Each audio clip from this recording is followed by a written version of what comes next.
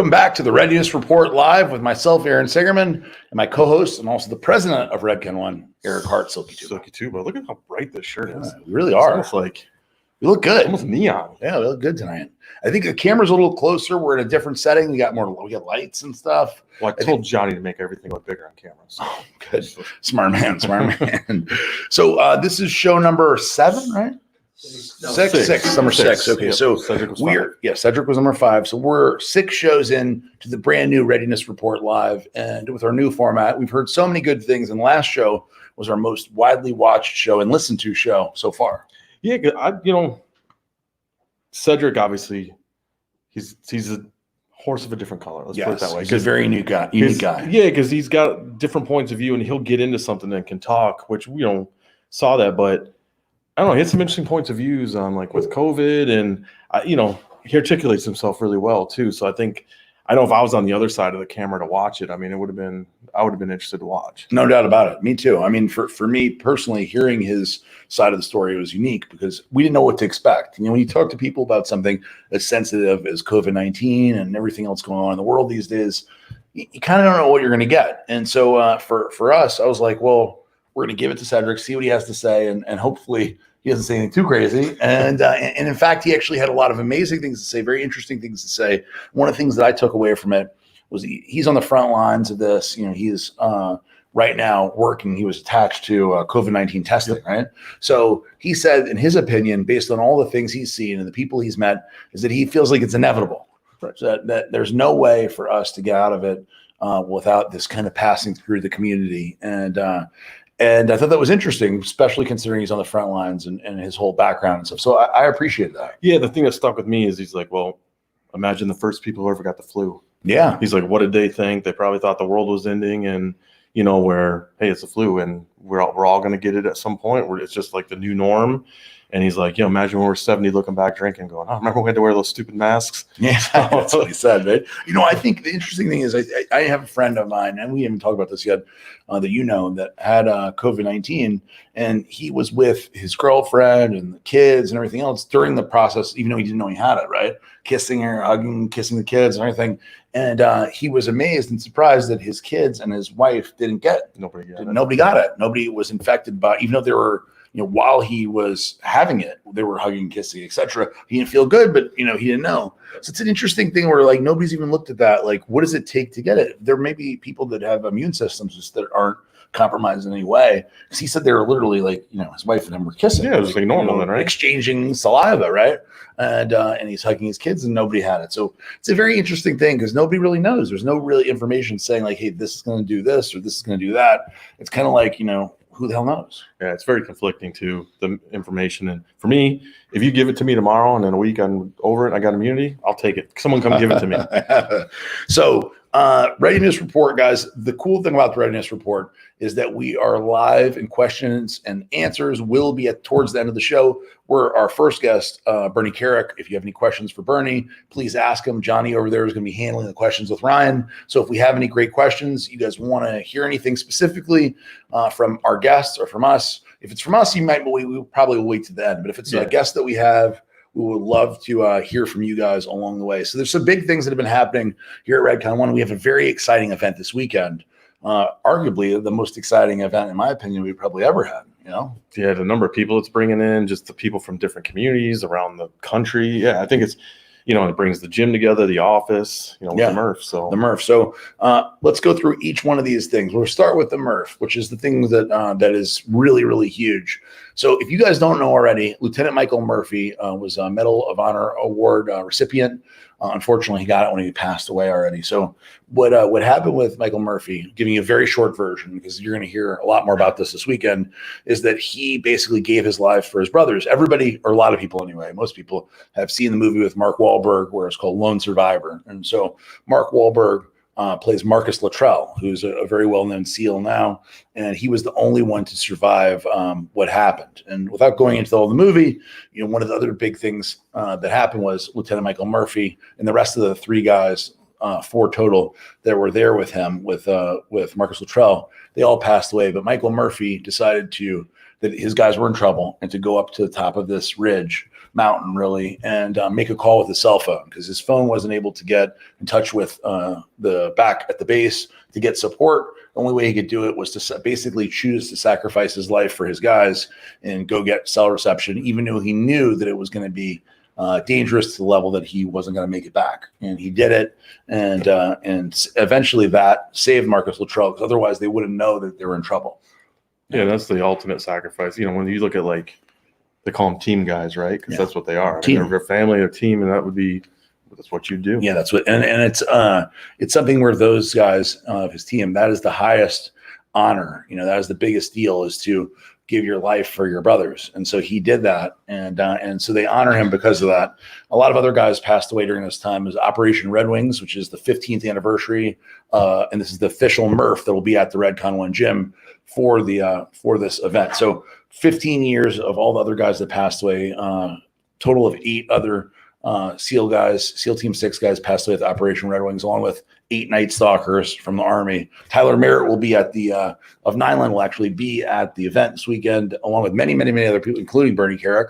And he was a Night Stalker during that same period of time when 8 of them passed away in this whole thing. So it's an awesome event. We're doing Michael Murphy's actual workout, his favorite workout, which is a mile run, 100 pull-ups, 200 push-ups, and 300 air squats, followed by 1 more mile. And it's all for time wearing a 20-pound vest.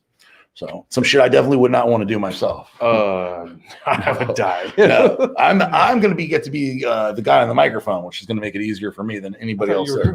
No. It would be very bad and embarrassing for me. Are you going to do it? No, you'd find me in the bushes somewhere asleep. Like, yeah, it would be bad. It would be bad. I'd need that helicopter pilot to come pick me up and take me out. Yeah, so we may have Paul, who's going to. We're working on figuring out, but he wants to do it to land a little bird into the middle of the parking lot, and fly it into the parking lot and land it, hang out for a little bit, and fly it off, which would be really neat. So we're working on the details of that right now. So Dariel, we're buying a helicopter, just so you know. You're good with that? Okay. So we have a little bit of a live audience in here tonight. So we've been talking about this a little bit. Eduardo's back here watching. He might make an appearance as talk about Sosa. And put a shirt on. You'll hear in a second.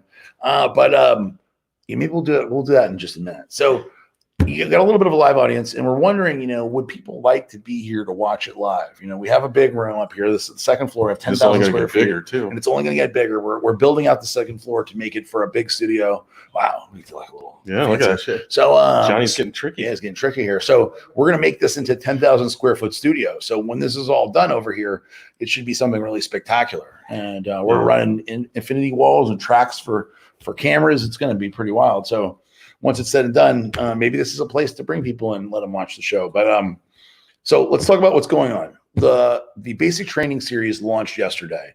We don't talk too much on the show about Redcon 1, the products and stuff, but I will mention a few big things, because the Redcon 1 basic training launch, the line has been coming for forever and ever, and for too long. And so basic training is 12 products, which is our commodity stuff. So if you want just plain creatine monohydrate or glutamine or just plain BCA powder, which is pretty neat, without flavor or anything, or citrulline or etc. So we have 12 products that are now out on the site that were released on Wednesday and have already been a big hit.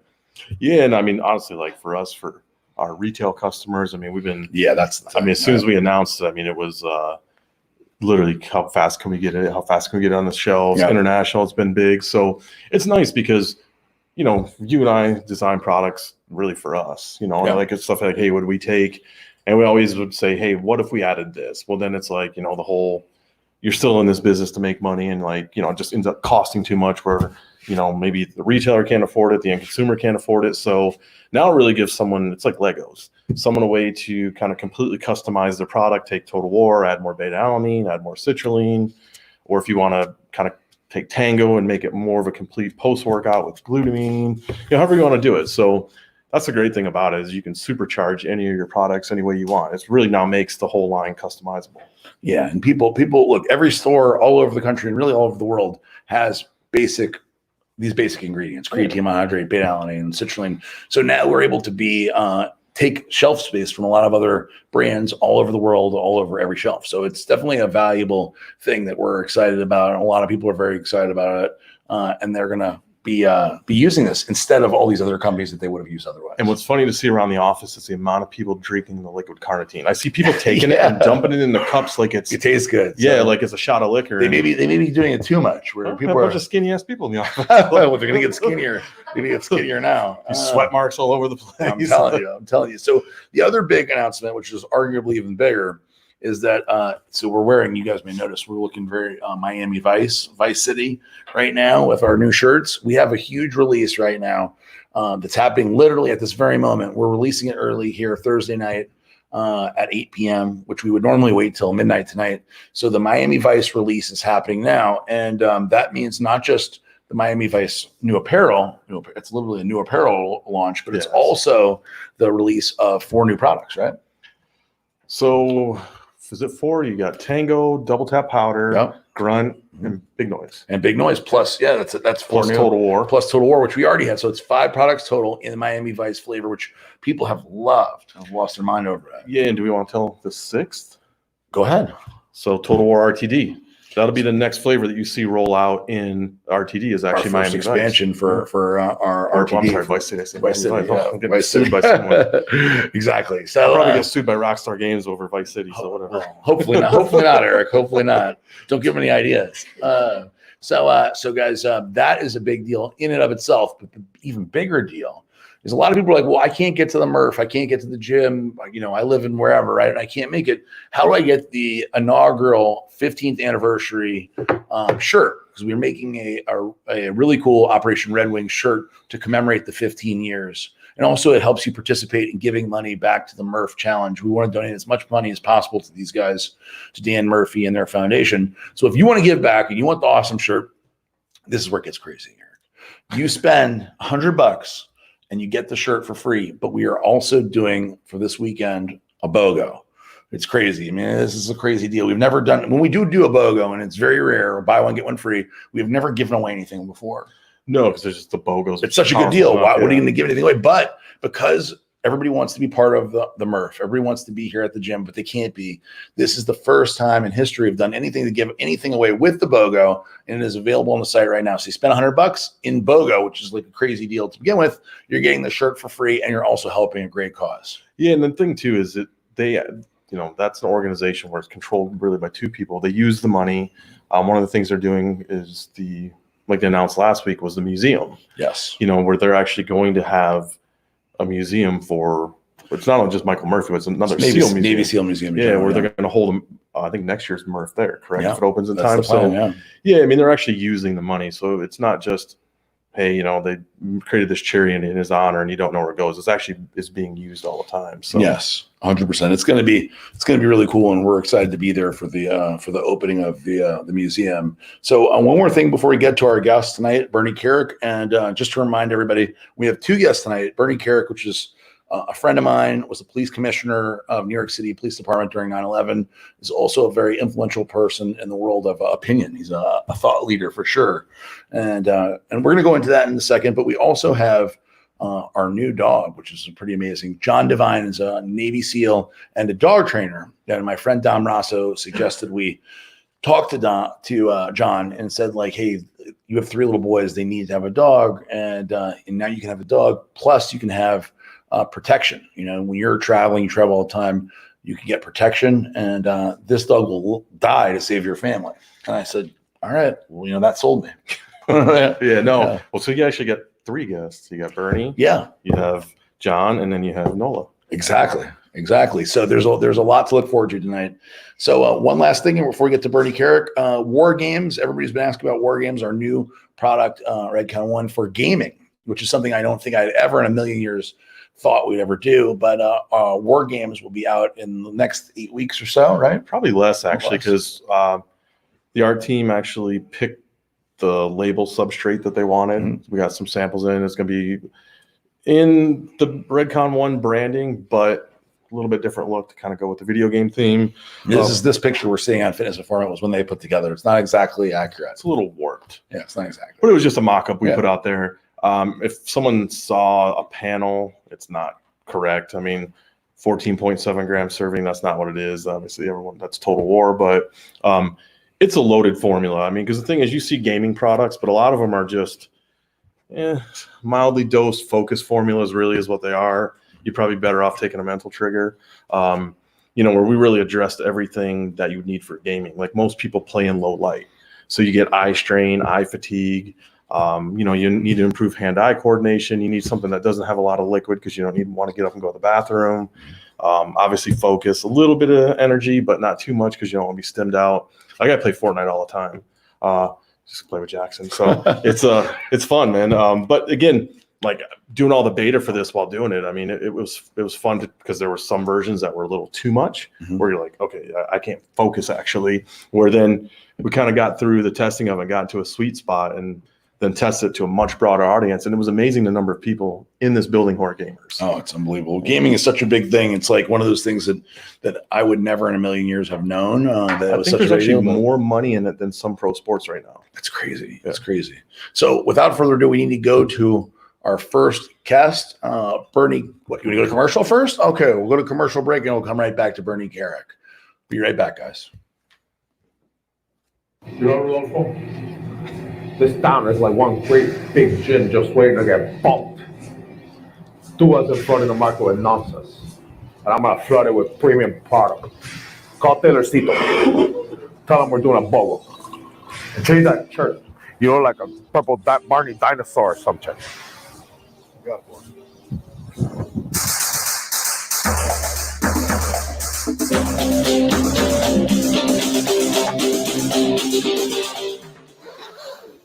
Oh, pumping shit already.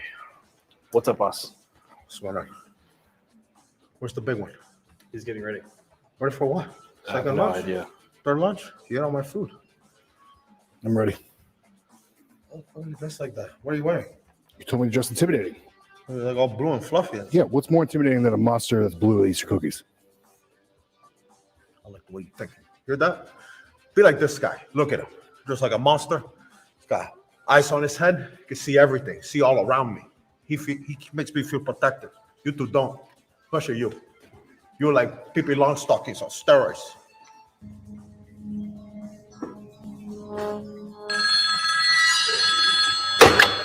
You get it. I don't want to talk to nobody. Hello? It's for you. What's it? Tuba. Tuba. Silky. Silky tuba? Hey, what you want, man? You don't train as hard as me. Cockroach, I train way harder than you. You never train like me. You want to go to war? I'll show you total war.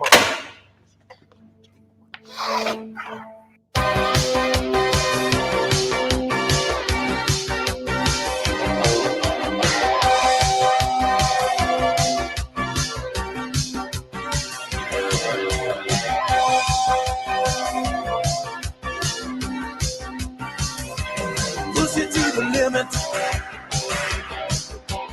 Walk along the razor's edge. Don't look down, just keep your head or you'll finish. Damn, man. I just want to throw up. I'm beat. What? You're supposed to drink it. It's delicious. It hits harder.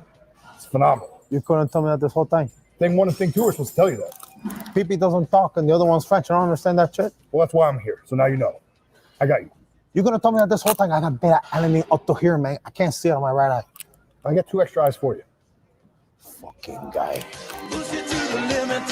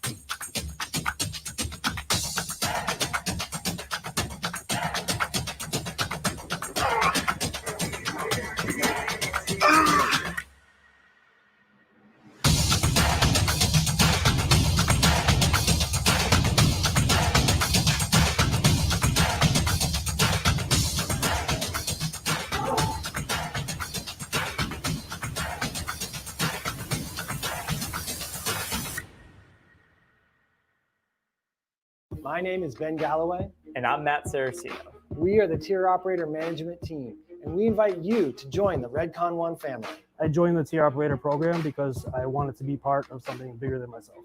Being a tier operator is phenomenal. You want to keep tiering up. You want to work for, yes, the best company in the fitness industry. Redcon One helped me reach my goal, which at the time I didn't even know was a goal. The products work. Like it's what it is. And I want to help other people reach their fitness goals using these products. I love that it's like a big family.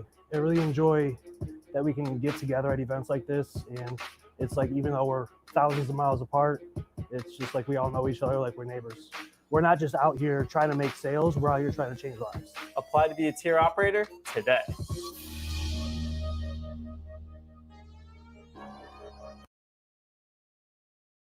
Our guest, my friend, New York City 9/11, during 9/11 police commissioner, the author of several great books.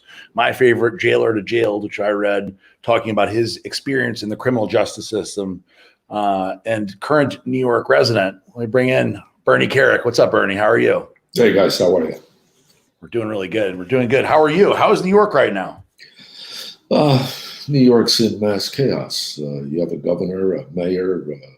They don't really give a damn about what's going on.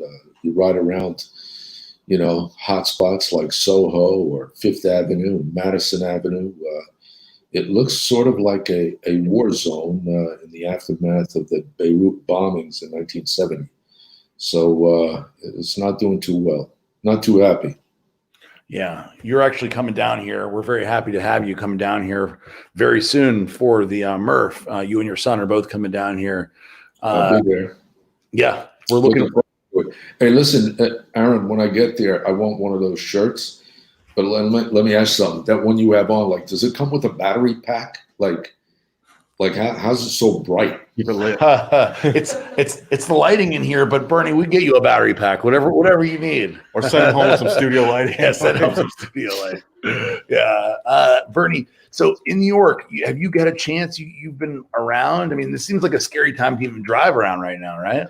Yeah, I've been out, been around, went looking around in the aftermath of the riots, and I have to tell you, I was stunned. I remember New York City in the 80s. I was a cop from 86 on.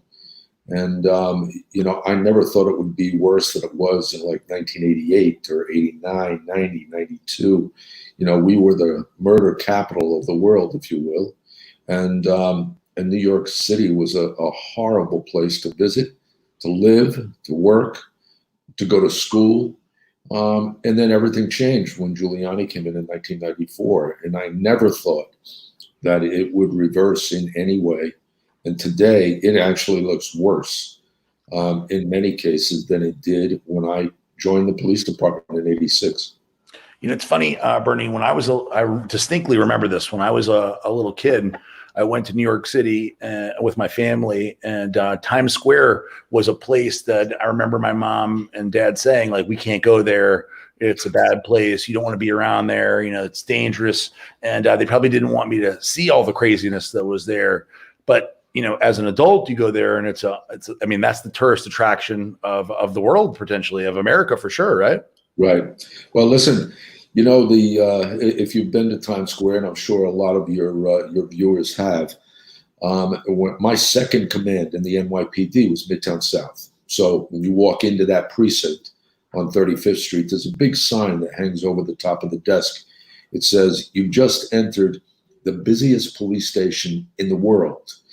And in my first post, my first job in Midtown South was a foot post on 42nd Street between 7th and 8th Avenue. One block, one single block.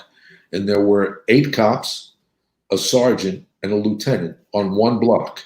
And for 8 hours a day, you ran from one end of that block to the other. Man with a gun, robbery in progress, shots fired, somebody threw somebody under a train, somebody jumped off the building, somebody got stabbed in a theater.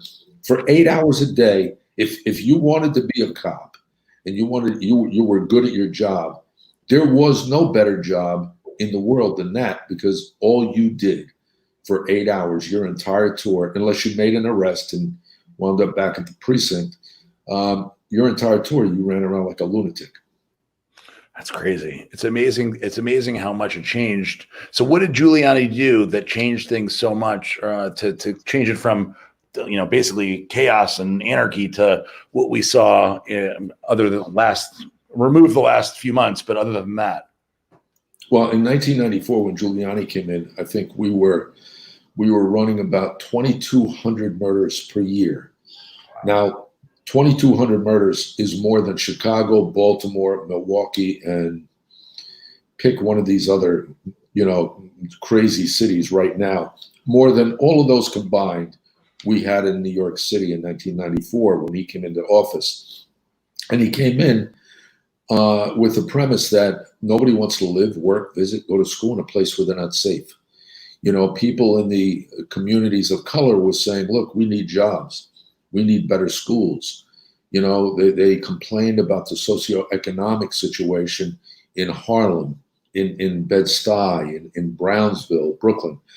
The bottom line is that was never going to change.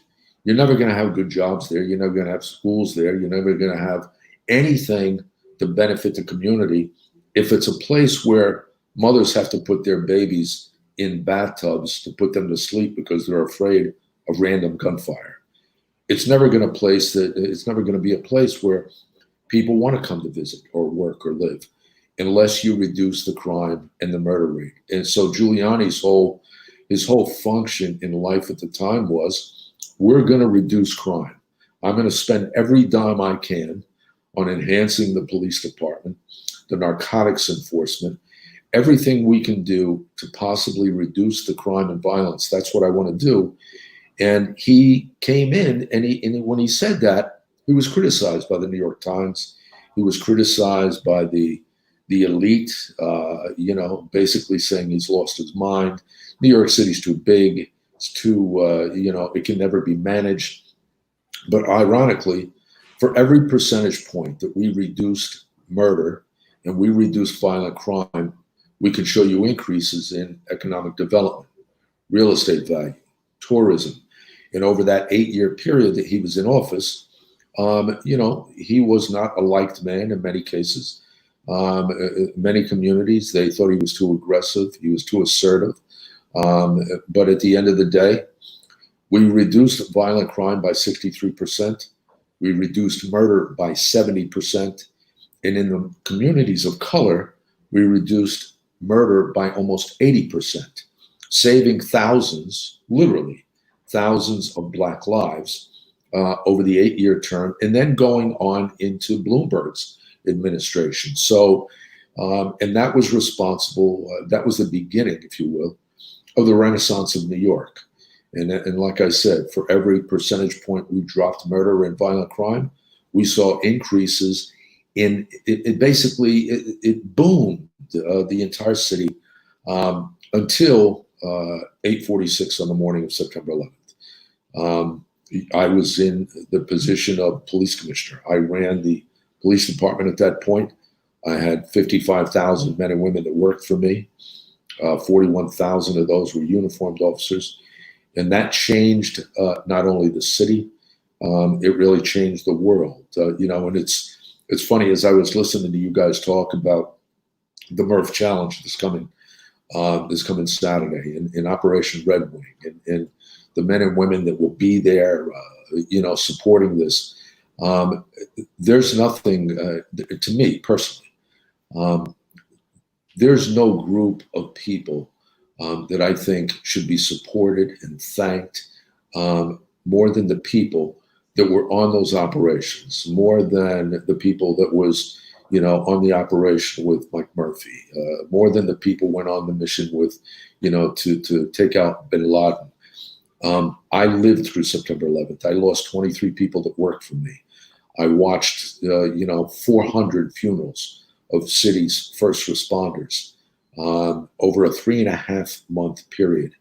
I'll never forget that day and the people that came to our aid, really, that defended us, that defended the first battleground, really, in the war on terror were the men and women in our military. So I have an enormous amount of respect and admiration for them. And I do everything in my power, as you know, to get out there and support them. Yeah, you definitely do, Bernie. So, when you look back to those times and 9/11 and I always think 9/11, right? It was a terrible event, obviously, and it was a travesty, but in a way it brought the country together in a really unique fashion where it's like, for the first time that I can remember, everybody had flags outside their house. Everybody was 100% behind America.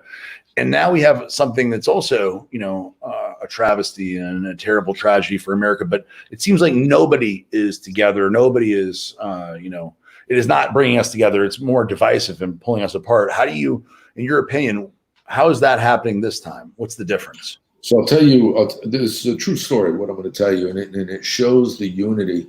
There's a little humor in it, but this is, on the 14th of September, it was that Friday after the attack, President Bush came to Ground Zero, and the mayor and I and the governor took him around, and we showed him, the attack on the building. We showed him the devastation. It took him over to a number of the areas that we could get to, so he could talk with the first responders down there. If you remember, he was up on the mound of rubble with the bullhorn with the retired fireman. So when he was done there, he wanted to go to the Javits Center. And at the Javits Center, we had the families of those that were missing. We tried to be optimistic, to hope that somebody had lived through this, which we found that they did not. But at the time, we took the families, we put them up at the Javits Center, and we told the president we're going to take him up to the Javits Center. And he was in an SUV, and he says, "All right, everybody get in." Well, there was 5 of us and him. There's 6 of us. There's only 4 seats in the back of the Suburban, the presidential Suburban. And he looked at us, and I said, "Mr. President, there's only 4 seats." He said, "Everybody in." So we pretty much crawled in the back of the Suburban, legs over each other, arms around the president. I know the Secret Service was probably having a heart attack. So we're basically crammed in the back of the Suburban. We're going up West Street, and the president's looking out the window, and he keeps telling Giuliani, he says, "Look at this, how great it is. And you see these flags, God bless America. Go get him, Mr. President. God bless George Bush." Like all this stuff going up the West Side Highway. And Rudy Giuliani looked at the president, and he said, "Mr. President, I hate to be the one to tell you this." He said, "We're on the west side of Manhattan. Not one of those people voted for you. Not one." And the governor laughed. The governor was a Republican. Rudy looked at him. He said, "Governor," he said, "I don't know what you're laughing at. They didn't vote for you neither." But on that day, and the days and the weeks after, we were one United States of America. We were one people. And I'm sad to say, really sad to say, that I think that's going to be the only time in my lifetime that I've ever seen that. I don't remember seeing anything like that before that. Maybe when President Kennedy was killed, I was only 8 years old. I don't remember it that well, but I do remember the unity. But I think the polarization of politics today has created an environment that is so devastating that it's I don't know if we can go back to those times.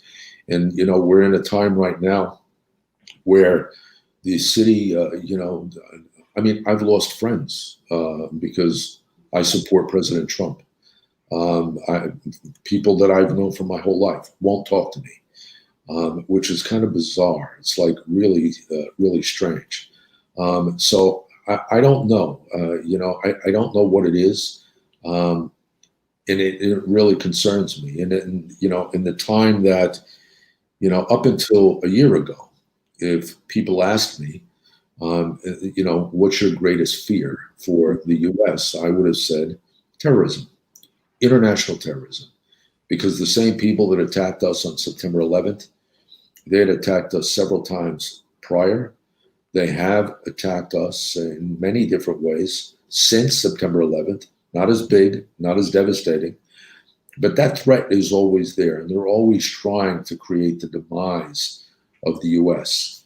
And I get that. I understand it. I've studied it. I've lived it. I've spent 10 years of my life in the Middle East. But if people ask me today, what's the greatest threat? To me, it's not terrorism anymore. It's the threat of socialism and communism being pushed into this country by groups like Antifa. It's the radical groups that are running around destroying our cities like Black Lives Matter. These are things that are extremely concerning to me. And, and I think they're tearing apart the country. I think people forget what this country is about. They forget what the Constitution is about. They forget about law and order. And you have politicians out there that I honestly believe just don't give a damn. And it worries me. Yeah, I agree. It's such a uniquely unusual, in a bad way, point in American history where, it's almost like, it feels like to me that there's a better chance of civil war than there is of everybody coming together and being one, which is something that I don't think I've, in my lifetime anyway, that I know for sure that's never happened. Well, you know what I'm afraid of, Aaron, and I think the lack of education of real history, not propaganda history, but real history. I think people need to go back in history and look at what happened in Russia. Look at what happened in Cuba. Look how communism was pushed into, the Soviet Union, where it started, how it started. And it was exactly what's going on today with these subversive groups, these Marxist groups, and honestly, I just think a lot of people don't get it. They don't understand it. They don't know what the long-term ramifications could be on the country. But if we don't stop this infusion of socialism, if we don't, and what scares me worse than anything is we actually have socialists and communists that's in our Congress. They're actual members of the House of Representatives that are in Congress. That scares the hell out of me. So, if this doesn't stop, you will not recognize this country in 20 years from now. It will not be the country it is today. Your children will not grow up in the freedoms that we have today. Your children will not be able to own businesses and property as we can today. In 20 years from now, this will be a very different country if this stuff doesn't stop. Yeah, I think we'd agree with you, Bernie. That's where, we've talked about it from the beginning. And, a lot of what's going on right now seems like a big push towards socialism, whether it's your George Soroses of the world behind it, who control the media and kind of push agendas and narratives. Again, for me personally, that's what it all has kind of smelled of, is that move towards socialism, which is, to your point, one step closer to communism, which is nobody wants. That's right. That's right. So Bernie, I wanted to talk a little bit about, so you mentioned how in New York City, Giuliani helped get everything going and reduce crime, reduce violent crime specifically. And I know that you, in your book, Jail or Jail, talk a lot about Rikers Island and you running Rikers Island and the reduction in dangerous violent crime in the prison. Mm-hmm. Can you tell us about how you did that and any lessons you learned there that could be applied to the world today? Well, I think the overall lesson, was no different from Rikers Island than it was the NYPD. In the New York City Police Department, we created the CompStat system that basically took real-time data with regard to crime statistics, looked at that data on a daily basis, and we were able to use that data to put our enforcement efforts out into the locations where they were most needed. In other words, you take these big maps, right? You take a map and you pin map the violent crime on that map, the 7 primary crime indicators that the FBI uses: murder, shootings, robberies, burglaries, grand larcenies, auto theft, you map out and you pin map that crime. And then you dispatch the cops wherever that crime is, and this is one of the things that bugs me about today. You have people out there promoting this narrative that police go out and target blacks in communities. The reality is, the police department doesn't go out and target anybody by color. Police department goes out and they target crime. They have heat maps. On those heat maps, it shows where the crime is. And if there's extremely violent crime and murder in certain areas and shootings and guns and things like that, that's where the cops are going. They don't give a damn what color their skin is of the people that's there. That's where they're going. And that's why the activity is so much in those areas. So we did that in the NYPD. At the same time, while that was starting in the NYPD, I was running Rikers. Rikers Island is 400 square acres. You have 10 facilities on the island. You have 6 facilities. I had 6 facilities in the 5 boroughs with 133,000 inmate admissions per year, 13,000 staff members, $1 billion budget. And when I took over in 1995 as the first deputy, we averaged about 150 stabbings and slashings per month. Wow. On the month that I was appointed police commissioner, 5.5 years later, we dropped those numbers by 93%. Wow. Basically doing the same exact thing. Real-time data and putting the enforcement in areas where the violence was, reducing the amount of weapons inside, getting intelligence so we knew what was going on in the inside. A lot of the same stuff we were doing in the NYPD, we were doing at Rikers.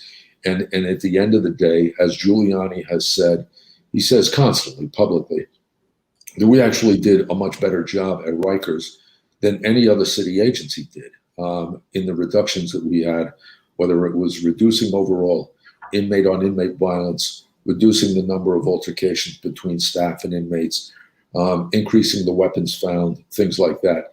But here's the bottom line, Aaron, and this is for the business world in general. It's all about leadership, management, and accountability. Yeah, that's that photo right there. That's a pretty good picture of Rikers. There's 10 facilities there on the island, enormous facilities. One AMKC has 2,500 beds.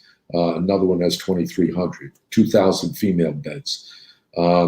It's an enormous facility, a lot of responsibility.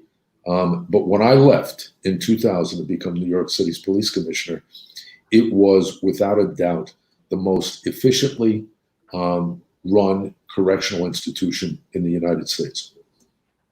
Oh, it's definitely, it's obviously a tremendous facility. Like you said, a big responsibility. That facility now, what's it like now? Is it just as safe, or did they forget the lessons that you brought to the facility? No, de Blasio took over, and just like New York City, he destroyed it. They have less than half the inmates I had, and they have twice the violence I had. They have, basically created this environment where nobody goes to jail anymore, unless you're in for murder or something close to it. You get locked up for a burglary or for an attempted rape or some other crime equating to that. You get locked up, go into court. The judge is mandated to let you go, and then you go back in the street. So it could be for a violent felony, and the next day the cops see you right back outside. So and that's kind of what we're living with right now. That's a part of the problem, whether it's in New York City, whether it's in Chicago, whether it's in Baltimore. People are complaining about crime, violent crime, and murder all over the world, all over the country. I mean, the bottom line is every one of these cities that's run by a Democrat, every single one of them, Chicago, Baltimore, New York, Milwaukee, Minneapolis, every one of the top violent crime and murder cities are run by Democrats. And the shame of it is, everybody's focused on this, this narrative of racial injustice and police brutality in these cities, especially like Chicago. There are young Black men and women being slaughtered on a weekly basis. And this has been going on for years. For years. There's no outrage. Nobody's marching downtown Chicago. You know, they're trying to push this narrative that the cops are bad for communities. What about the crime in those communities? What about the morgues where you have bodies stacked up on top of each other?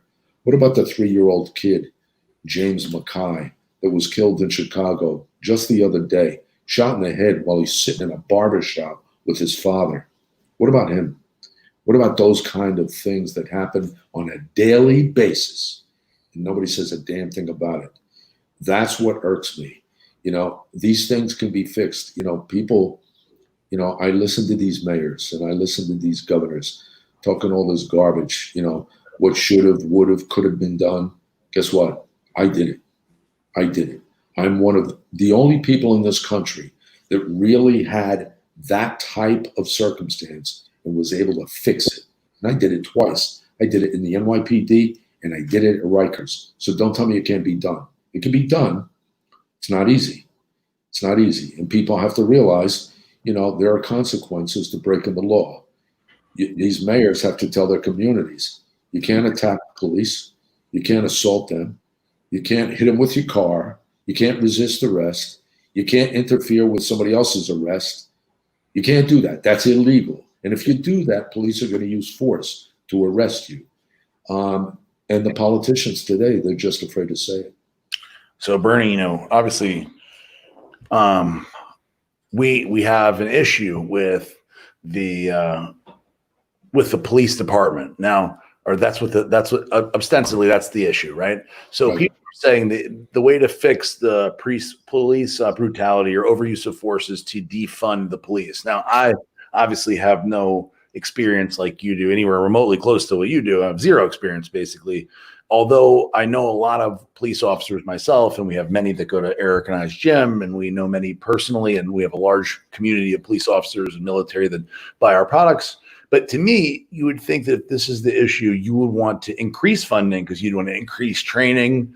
And then also if you paid a police officer 70 grand a year, then you're going to get a lot more people that want to be a police officer. So you'd be able to pick and choose even more closely than they do now, along with better training. But the common thing, right? I don't want to say wisdom, but the common thought is we should pay them less and use that money elsewhere. What do you think about that? So here's the thing, you know, I'm sitting there watching you and Eric, and you're saying this, you're talking, you know, the things you're outlining, that's from a business perspective, right? It's from a common sense perspective. Basically, that's reality. That's reality. If you diminish or you defund the police department in any way, you reduce the manpower that's there. That's what you do.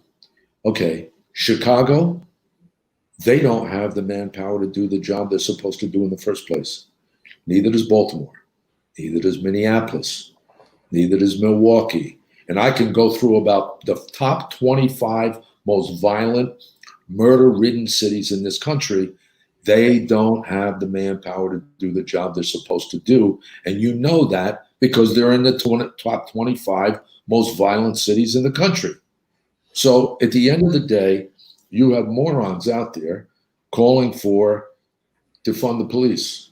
Really? Defund the police? Well, I just came back from Atlanta. And in Atlanta, you have a number of cops that are calling in sick because you have a mayor and a city council and a district attorney that instead of targeting the thugs in the community, they're targeting the cops.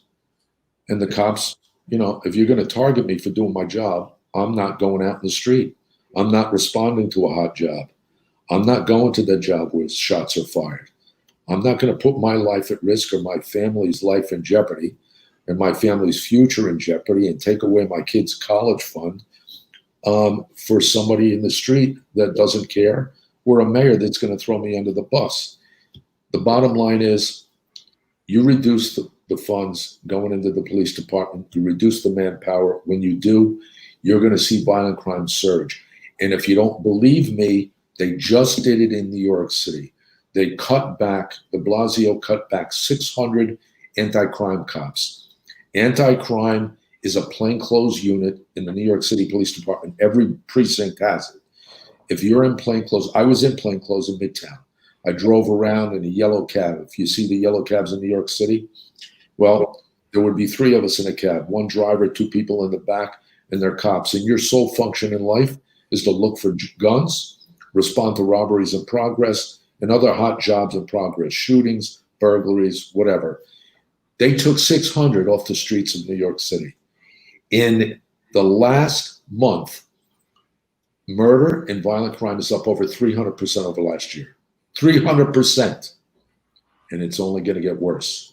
So these politicians can talk all that garbage they want, and they can try to snow the general public.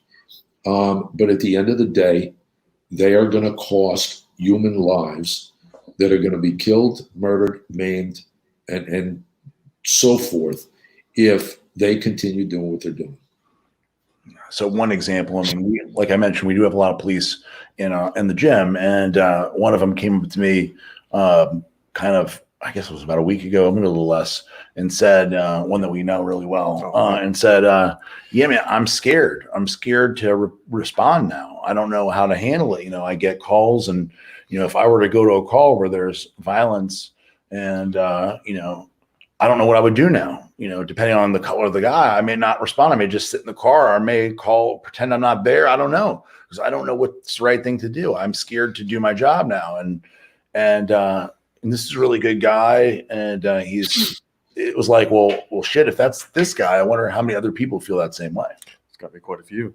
Well, I have to tell you, coming back from Atlanta, I met with hundreds of cops in Atlanta. And I can tell you, all the ones I met with said the same thing. Here's the bottom line, Aaron. And Saturday, there'll be a very good example of this, right? You're going to have people from the special operations community, from the military. You're going to have cops at this thing on Saturday.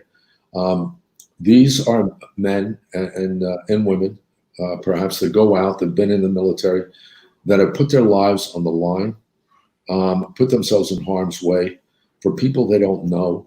They don't care what religion they are, what color they are. They've gone out and they've done a job, basically, that a lot of people just wouldn't have the balls to do. They wouldn't do it. At the end of the day, they need leadership. They need people that are going to be in command. They're going to support them. They're going to make sure they have the manpower they need, the resources they need to do the job.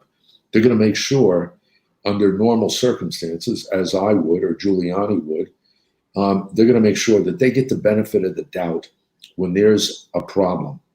Unless you can prove to me, outright prove to me up front, that there was a crime committed by a cop, that cop is going to get the benefit of the doubt, where there's going to be due process and an investigation, just like anybody else, any other civilian in any capacity. There has to be due process. But you know what? Mayors and governors today, they've lost the courage to do the job they're supposed to do, and they don't give the cops that due process. They give them no benefit. And if I'm a cop, I'm looking at this thinking, I don't want somebody else living in my house, because I'm going to get sued. The city's not going to support me, and somebody else is going to take my house. I'm going to wind up in jail for doing what I'm supposed to be doing in the first place. It's a bad time to be a cop. Yeah, I agree with you, Bernie. So before we let you go, I wanted to have you give an update on the Michael Flynn case. Some major events occurred. This is, we're moving a little bit away from the police and COVID and all the other craziness to a whole kind of different craziness. And I know you're very close to Mike Flynn and have been involved in basically keeping up to date on the whole case. But for people out there that may not have kept up with the whole case, do you think you could give me a 10-minute version of, or a 10-minute or less version of what happened and what is the events that just occurred recently? Well, I actually spoke to him today and yesterday. Yesterday, right after we got the word from the appellate court in D.C., the circuit, where the Department of Justice had gone to the judge in his case and recommended a dismissal of his charges, of his conviction. And the judge, for some weird reason, a very political reason, basically said, no, I'm not going to dismiss it. You have to prove to me certain elements of the case. And I want, we have to have this hearing and we have to discuss and we have to do. At the end of the day, it basically violates the Constitution.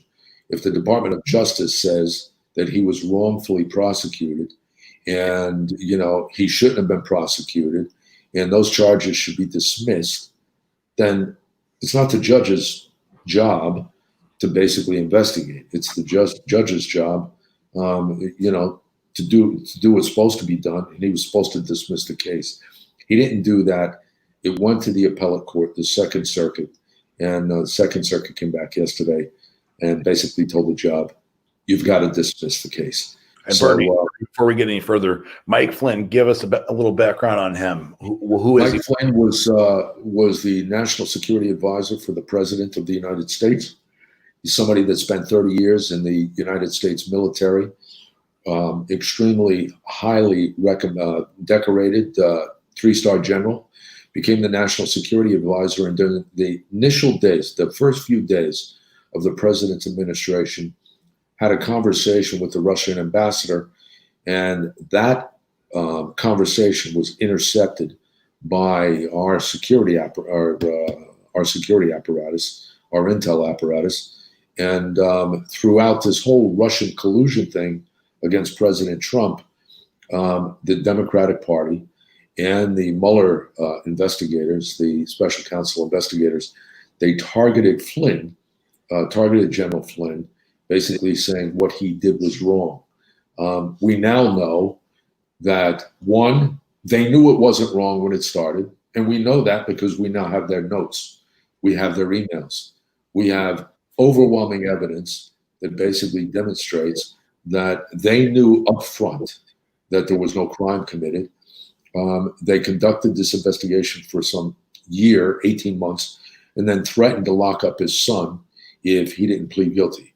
And eventually he pled guilty, came up with a new lawyer, Sidney Powell, who's probably one of the best appellate lawyers in the country. She started going through the case and basically brought forth all this evidence that the government had concealed, had suppressed. And through the course of that, they were able to prove that the government lied, they suppressed evidence, they suborned perjury, and that was the reason for the motion to go into the court to ask for a dismissal. And in the Department of Justice came in, the Attorney General Barr came in and said, it's got to get dismissed. There was wrongdoing in the investigation, should have never happened. And at the end of the day, they went before the court. Both Flynn and his attorney and the Department of Justice went before the court calling for the dismissal. And for some reason, the judge decides he's not doing it. Well, that's, he doesn't have that. He doesn't have that option. And the appellate court told him that just yesterday. So General Flynn, this thing it'll last out now for another, I think, 21 days or something. But eventually, Judge Sullivan, the overseeing judge, is going to have to dismiss the charges, and General Flynn can go on with his life. Well, Bernie, aren't these federal prosecutors, aren't they after justice? Why go after a guy that they know didn't do it? Yeah, you know what happens? Historically, you think, people think, I thought, and I'm a perfect example. 15 years ago, I would have been one of these guys. If you go to a wedding or you go to a party and, you're sitting around with other couples, you're sitting at a table of 10, 12 people, and somebody brings up the government and they start talking about conspiracies. They start talking about how bad the government is. I would have been one of the guys who stood up and said, no, you have no idea what you're talking about. They're the good guys. They're the guys in white hats. They're the guys that do God's work. I believe that. I believed it then, and I still believe it. But in the last 2 decades, 20 years, we've seen an increase where people in the Department of Justice basically they ignore the law. They break the law to enforce it. They suppress evidence. They suborn perjury. They extort false testimony. They do things that under any other circumstance, if you were a cop or an agent or a state trooper, and you stood up on the stand and you lied to the court in an investigation, you'd get locked up. They'll lock you up. They'll put you in prison. And at the end of the day, you have United States attorneys, assistant U.S. attorneys, and FBI agents that have lied, that have and got caught, and then admitted it. And nothing seems to happen to them. Less than 2% of the federal prosecutors that get caught engaged in prosecutorial misconduct, less than 2% are really held accountable in any way, which is absurd because under any other circumstance, you'd get locked up for doing exactly what they did. So this is something that has increased over the last many years. I think it's something that the Attorney General is trying to deal with now.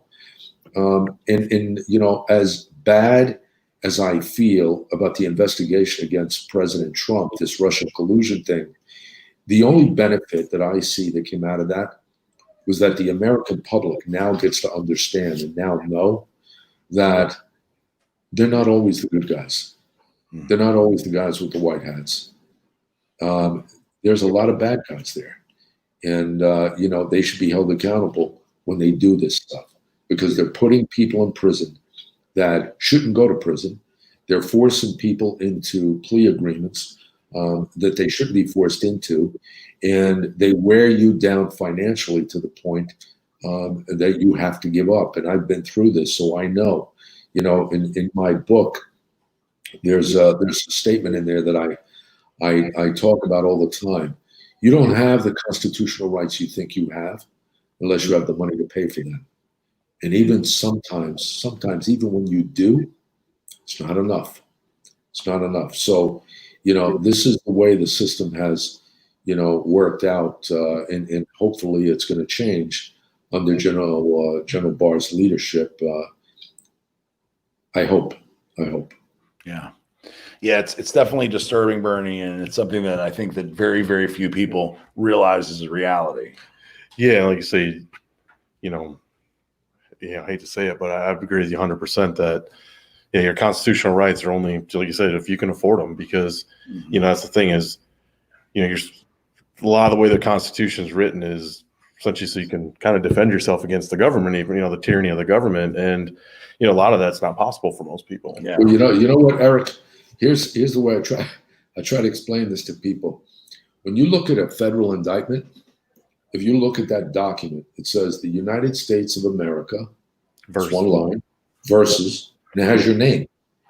Now I want you to think of that for a second. The United States of America. That's no joke. That's the entire country. That's the entire Justice Department. It's the entire FBI. It's the entire State Department. It's the entire FDA. It's the entire everything, anything they want to bring in to prosecute you, anything, they can do it. So think of the amount of resources and money and manpower against you, one person. Yeah. Yeah, they have taxpayer money to fight you. Right. So. And it doesn't cost them a dime. Nope. Doesn't cost them a dime. They get paid no matter what. And in the meantime, you're paying hundreds of thousands, millions of dollars on top of each other. And it just goes out the window in legal fees, in expenses, loss of income, things like that. It's not, the system is not what it was supposed to be. And I honestly, I don't know if it's ever going to get fixed. But it has a better chance today of getting fixed than it did 3 years ago, because 3 years ago, nobody knew this stuff existed. Yeah. Nobody knew they could do this. Only since this investigation of the president did people get to see that there are people in the Justice Department that are dirty as sin. Yeah. Yeah, it's definitely it's eye-opening, and certainly seeing your name on the paper versus the United States government when you're a patriotic American who loves the country, it's a disconcerting thing to see because you feel like you're supposed to be on the same side, right? Well, listen, Mike Flynn and General Flynn and I talk about this all the time. There's plenty of people out there that have been targeted by the government, but when I went through it, when he went through it, there's this one thing we have in common. Like, are you kidding me? Like, really? I've nearly died for this country more times than I can count. And in him, 30 years, one of the most highly respected, decorated military generals in our country's history. You're gonna charge him with making a false statement, or whatever the thing was in the end, whatever they forced him into the plea for. That's what you're going to put him in. You want to send him in? You want to send him to prison? Really? I don't know. It's just, it's wrong. Bernie, I want to thank you for being on the show. We loved having you. And I have a lot of other stuff that I'd love to talk to you about. I know we have plenty. We'll do it Saturday. Yeah. Saturday, Sunday, whatever. Yes, that's right. But I'd like to have you back on the show too, because I do think there's a lot of things that our listeners and viewers, we do this on the podcast as well as the live show, but I think there's a lot of other stuff to talk about. I'd love to go over the 9/11, your experience at 9/11, and some of the stuff afterwards, working for the King of Jordan, and all kinds of other interesting things along the way. Obviously, your time that you had to spend in a federal camp, which is crazy, and then your time working with George. You have a lot of stuff in your story that's worth talking about, and I don't want to. Way too many lives. Way too many lives. Yes, you got a lot of stuff to talk about. So, for everybody out there, Bernie, where can they find you, and what would you like them to go check out? I know I love Jailer to Jailed. I'm all over social media. I'm connected to your social media, Instagram, Twitter, whatever. Look me up. Send me a message. I'll get back to you. Eventually, I'll get back to you. I'm pretty responsive. But yeah, and guys, Eric, Aaron, thanks for the opportunity to be here. Thank you. Thank you for the time. Pleasure to have you here, Bernie. And I'm looking forward to meeting your son and seeing you very soon, a few days. Thanks. Thank you so much. So we'll be right back with a commercial break. We'll be back with John DEVINE and also NOLA for the first time, introducing NOLA the dog, my new dog, to you guys out there. Be right back.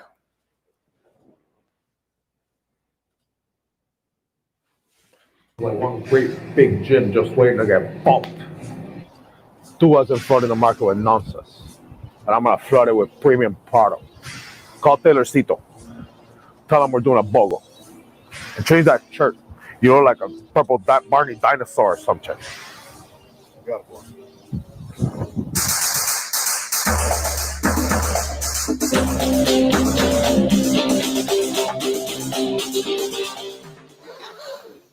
Oh, got pumping shit already. What's up, boss? What's going on? Where's the big one? He's getting ready. Ready for what? I have Second no lunch? idea. Third lunch? You ate all my food. I'm ready. Oh, that's like that. What are you wearing? You told me to dress intimidating. You're like all blue and fluffy. Yeah, what's more intimidating than a monster that's blue that eats your cookies? I like the way you think. Hear that? Be like this guy. Look at him. Just like a monster. He's got eyes on his head. He can see everything. See all around me. He makes me feel protected. You two don't. Especially you. You're like Pippi Longstockings on steroids.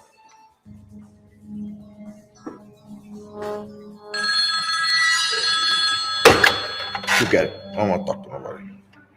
Hello? It's for you. What's it? Tuba. Tuba? Silky. Silky tuba? Hey, what you want, man? You don't train as hard as me.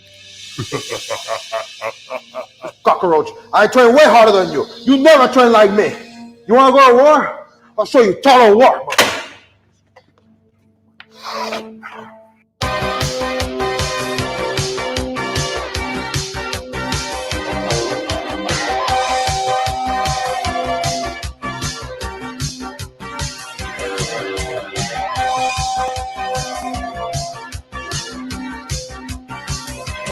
Push it to the limit.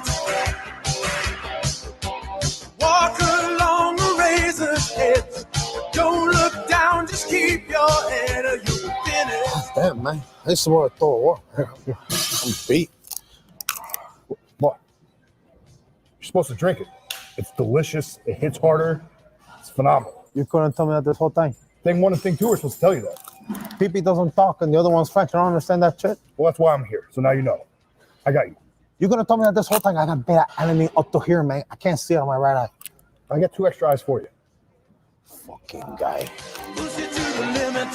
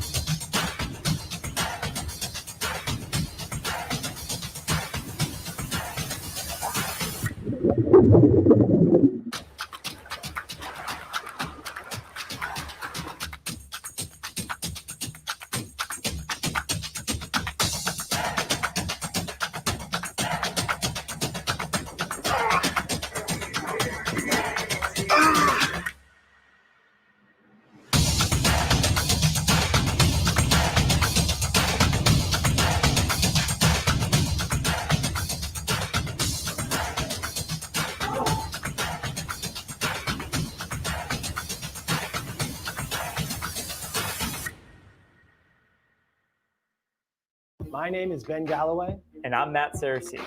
We are the Tier Operator Management Team, and we invite you to join the Redcon One family. I joined the tier operator program because I wanted to be part of something bigger than myself. Being a tier operator is phenomenal. You want to keep tiering up. You want to work for, yes, the best company in the fitness industry. Redcon One helped me reach my goal, which at the time I didn't even know was a goal. The products work.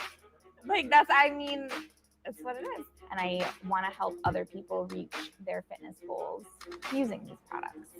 I love that it's like a big family. I really enjoy that we can get together at events like this. And it's like, even though we're thousands of miles apart, it's just like we all know each other like we're neighbors. We're not just out here trying to make sales. We're out here trying to change lives. Apply to be a tier operator today.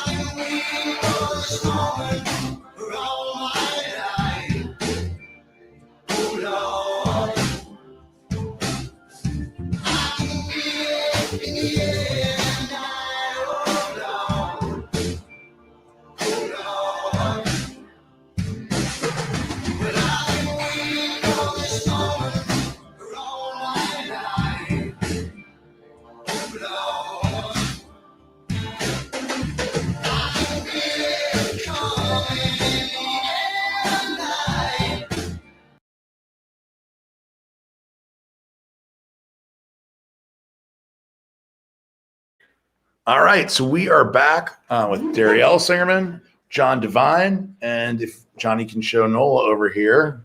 Oh no, he needs a minute to show NOLA.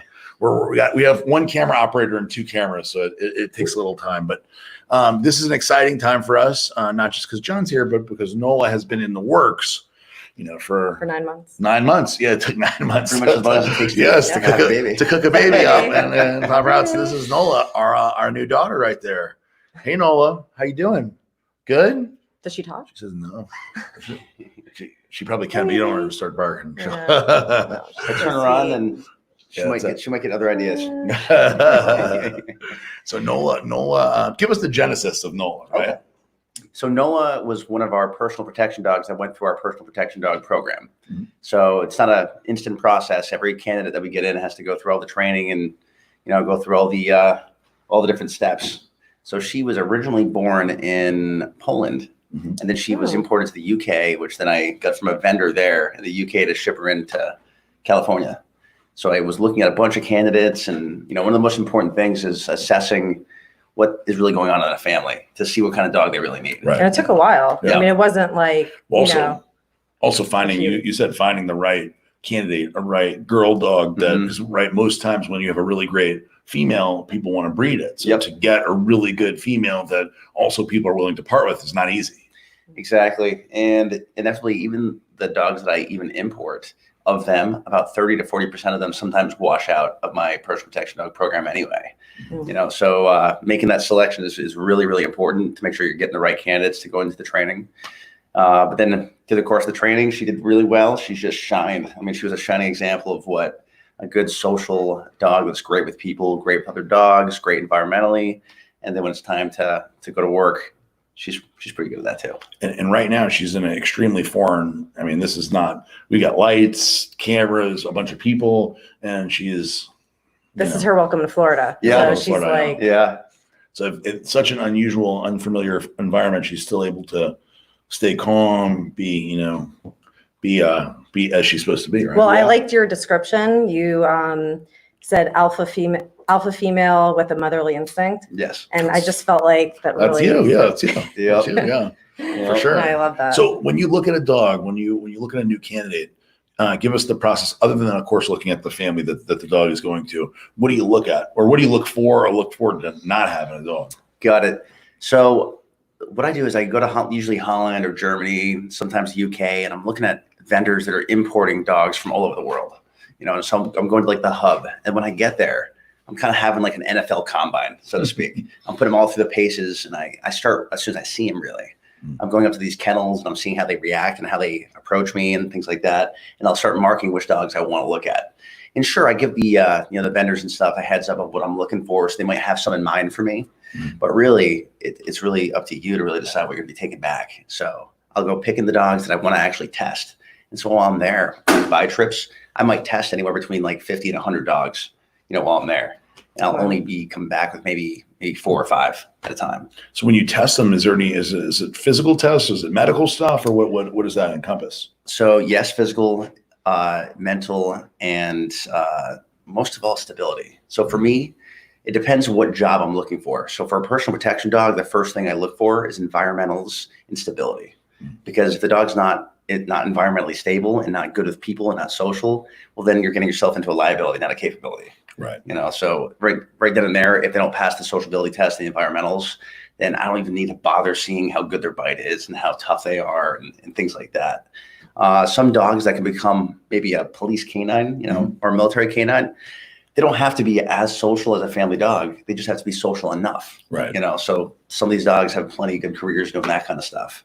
But in order to be going into a family with kids and other animals and strangers coming over, they have to be solid and super clear-headed.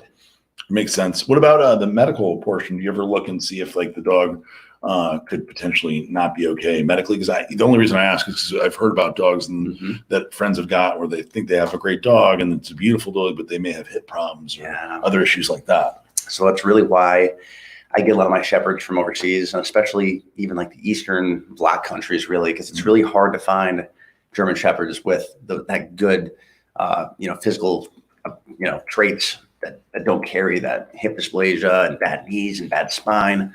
But with Nola, she even comes with a little, you'll see she has a little photo album of all her x-rays.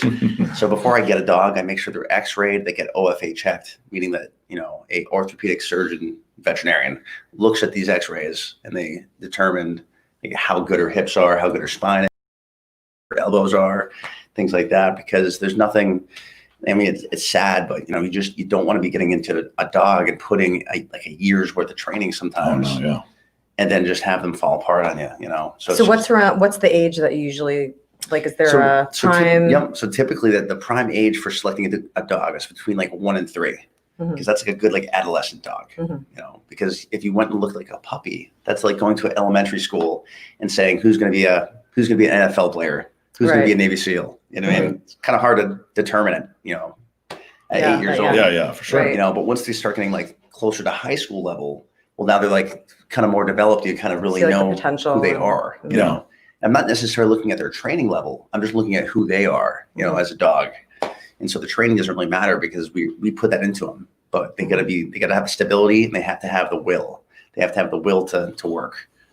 So funny because obviously you were a Navy SEAL, and so the training that you guys go through, it's like an interesting. I don't know if you're intentionally making comparisons, but it's like you can't help but follow the same kind of training path where they wash out or they don't. They have to have the right mentality, not just the right physicality, the right level of aggression, but not too crazy, right? But you need to not quit. You need to be, so it's interesting. Obviously you were a SEAL and that's how you got going. Do you connect a lot of your training that you had? Do you think of that when you're working with dogs? Absolutely. I mean, matter of fact, when I was a SEAL canine handler overseas, I thought I like invented personal protection dogs. I was like overseas, I was in Afghanistan, and I'm just sitting there with my dog, and guys are always coming into my room and hanging with my dog because it's like, he's also partially the morale dog, where he comes in and hangs out. And I'm like, wow, wouldn't that be so cool if like a family could have like the same kind of capabilities we have? Maybe not all the capabilities, but some of them. And then lo and behold, when I, eventually get back to the States and start, looking into it, there's a whole industry on personal protection dogs, and people have been using personal protection dogs for forever, since caveman days, really. But I just kind of thought of it because, my dog that I had, I was so lucky that he was so social. He was great with all the guys, and just super social with all the guys, and didn't have to worry about anything with that. And he was so stable in comparison to like a lot of other Malinois that we had. Yeah. So Did you grow up like around, or like how did you get into? I did grow up around dogs, but not like you probably would think. I grew up around golden retrievers. So like, which was good because when I got to the dog teams, I realized how much I didn't know. It's like working out for a little while, thinking you've been working out for 4 or 5 years, and then you start training with someone who like knows what they're doing. Right. You're like, I feel like I've never even worked out before. Yeah. Wow. So for the dogs on the team, so people out there who don't know about dogs and canines being used in SEAL teams and really all the special forces, right? So Delta uses dogs also, right? Yep. And so for a lot of the guys out there that are in special forces using a dog, people may not know how does a dog used? What do they do on the front lines with a canine? So overseas, the threats really are IEDs and bad dudes.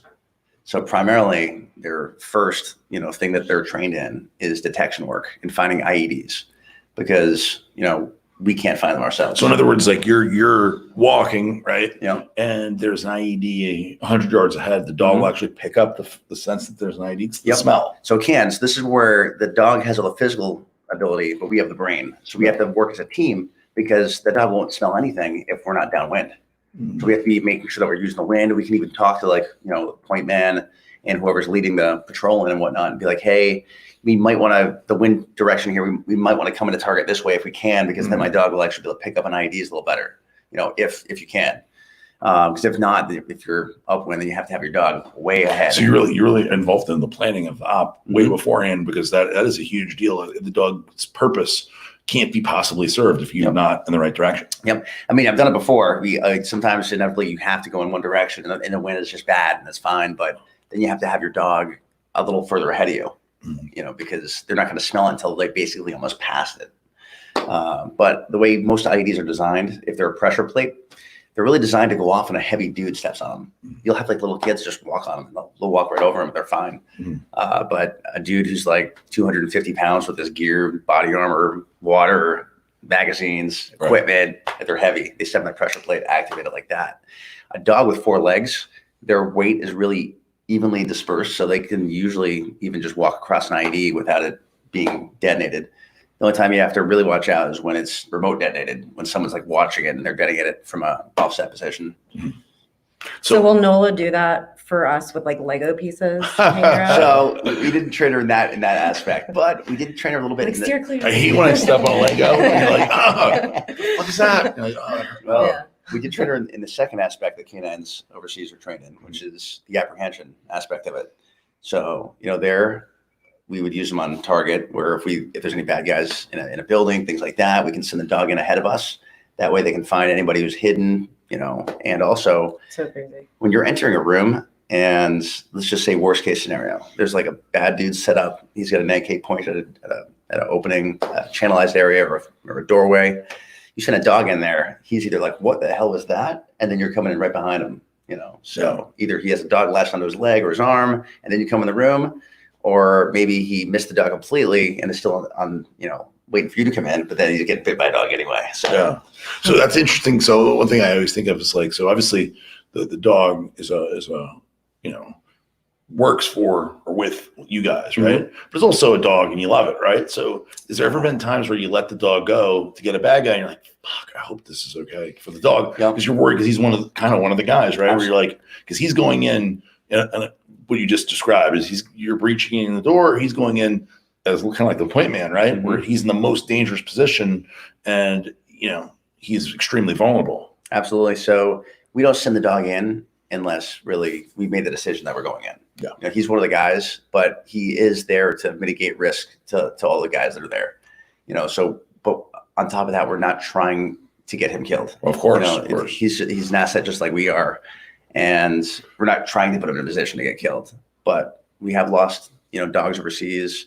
They're saving a lot of lives. Mm-hmm. They're just able to do what we can't. And, without them, we'd have countless more dudes not here. Yeah. They have obviously no reservations and no fear. That's what they're trained to do. And they don't think about anything other than that. Right. Yeah. So, I mean, that has to be a huge asset because obviously when you go through a door, even no matter how well you're trained, you have a certain amount of fear or reservations, right? You have to. You're like, well, is this guy waiting right there, ready to pull a trigger, or is he have no idea and he's asleep, right? You don't know for sure. Yeah. Whereas the dog doesn't care either way; it's going 100%. Yep. That's got to be a scary thing. Where for a dog handler who's trained the dog for years and has that attachment, it's like shit. Yeah. You've got a lot on the line. I mean, I spent about a year with my dog before we deployed. Yeah. Took him from a puppy that didn't even know how to sit yet to being a fully mission capable SEAL canine. And, it was something that I had to come to terms with that, I love this dog, but at the same time, I might have to make a call that gets him killed. Yeah. So one thing I did do is I read a lot of after action reports from like other handlers that have been overseas and done what they did. And the one thing you can't be afraid of is to send your dog when that time comes. Like right. if he's going to be able to be in a position to save a life, you have to be able to let go and, just let the chips fall what they may. Just like us as operators do, we prepare. Most dudes you talk to, they probably won't talk much about being like afraid of the moment. Usually it's like afterwards, you're like, wow, that was kind of hairy, later on. You go through it, but then you go through it, you debrief and figure out what you can do better and how you can make things better for the next time. Yeah. Yeah. So for your business, with training these dogs, have you noticed a uptick during these crazy times? A little bit, but because we started before any of this shit happened. Yeah. We were still in a normal world. Yeah. When we started this process, because it was a while ago, but I always wonder because I have a friend, Austin Weiss, who's makes ammunition and he also made some of the signs here in the office, a very talented artist, but his ammunition business is absolutely insane now. So, while, she's not ammunition, she is protection. And that seems like that's something that people are thinking about much, much more now. Yep. So the one thing when I implore to people is it's not it's not like you go to a gun store and just purchase a dog off a shelf and then, get it.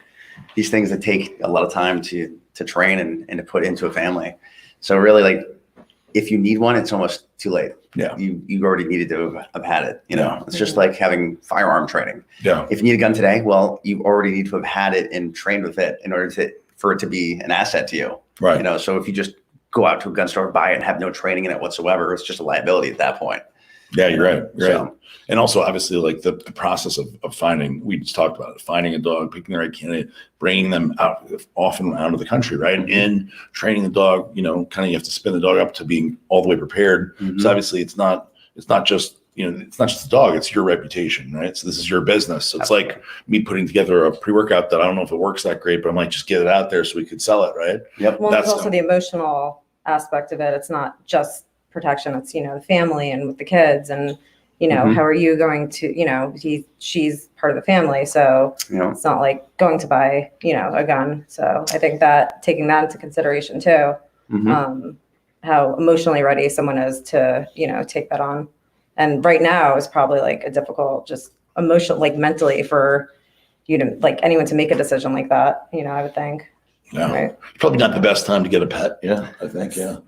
Although there's been like the shelters, they say like all the dogs are gone. Oh, really? That's good. Yeah. I didn't know that. That's good. Hopefully it'll end up back at the shelters after everyone goes back to work. Well, that's what I said. That's like, fingers what happens crossed. after? Yeah, you hope not, right? Yeah. Yeah. So in terms of dogs, getting a dog like this, what can a canine do for a family like ours? What can the potential uses be? So one is other than cuddling. Yeah, I mean, there's the cuddling aspect, The one is, I think that any family growing up with a dog, it teaches everybody something, especially kids. Teaches them responsibility. When I was a kid, I had to walk the dog, feed the dog, things like that. So it teaches you to care for something, and work as a team in a family unit, because everyone has to work together to now care for this additional family member. As capable as they are in a lot of things, they still have to be taken care of. Two, with the security aspect of it, there's such a deterrent factor there that it's impossible to actually count up the amount of incidences that have never happened, because people are casing and then like, ooh, maybe not that place.